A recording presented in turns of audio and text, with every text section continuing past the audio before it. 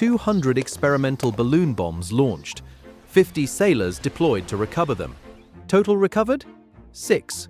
That's a 3% success rate, which is worse than my success rate getting Private Timmy through a test without third-degree burns.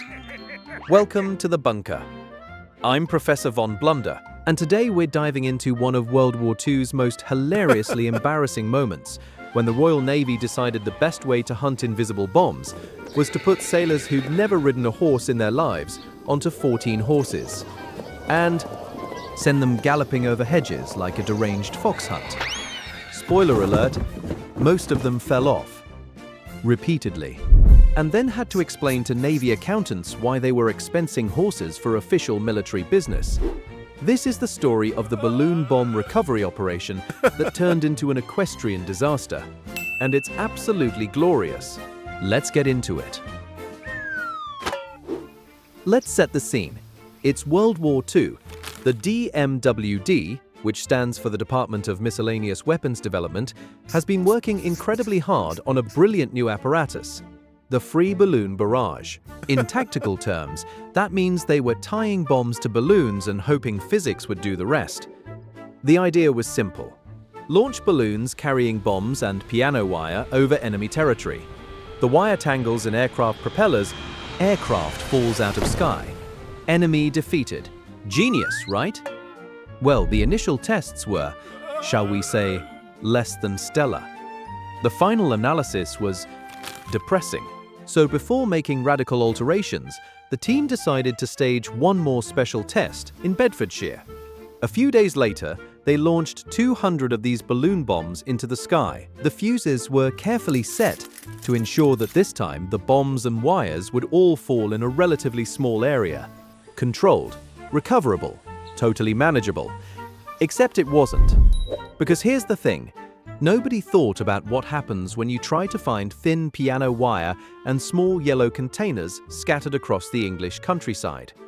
50 sailors were loaned to the DMWD to help recover the units for examination.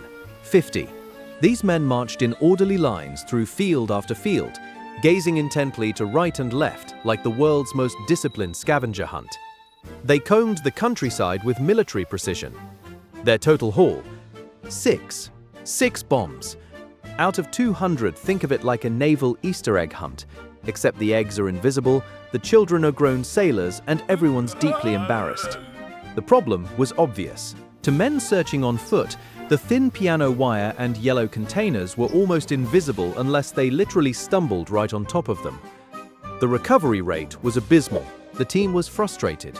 And Commander Richardson was about to make a decision so bizarre that Navy accountants would still be talking about it decades later. Now, what would you do if your military experiment had a 3% success rate?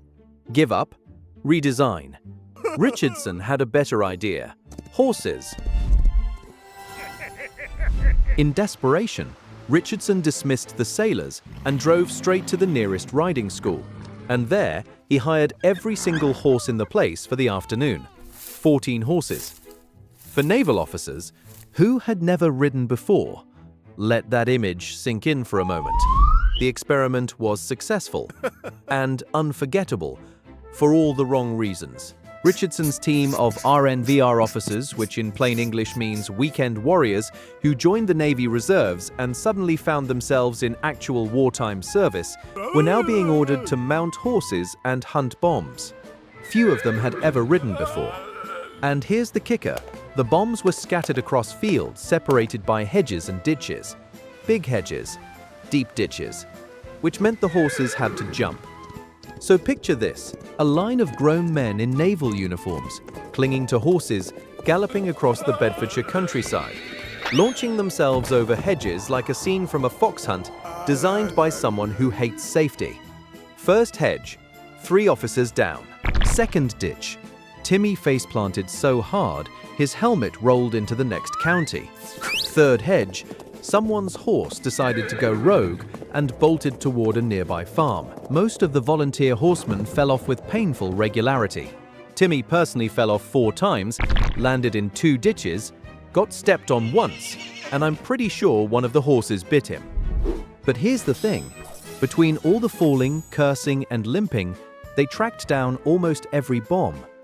Turns out, height and speed actually help when you're searching for tiny invisible objects in a massive field. Who knew? When they finally got back to the Admiralty, every officer was aching in every limb. Timmy couldn't sit down for a week, and Richardson walked into his superior's office and calmly laid the bill from the riding school on Goodeve's desk. The bill. For 14 horses. Imagine explaining to your boss that you need to expense 14 horses because your vans don't jump hedges well enough. That's exactly what happened next. And the Navy accountants were not amused.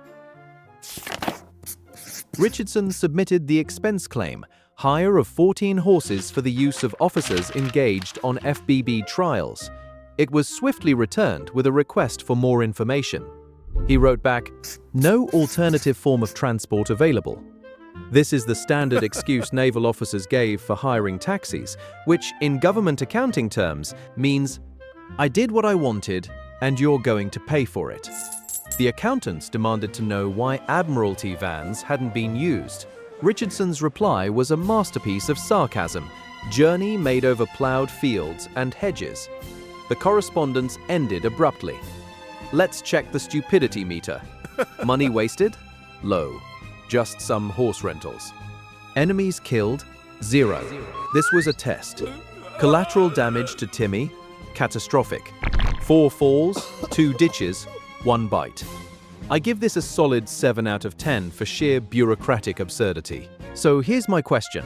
If you had a military budget in 1942, what ridiculous expense would you try to claim? Let me know in the comments. And someone please check if Timmy can still walk.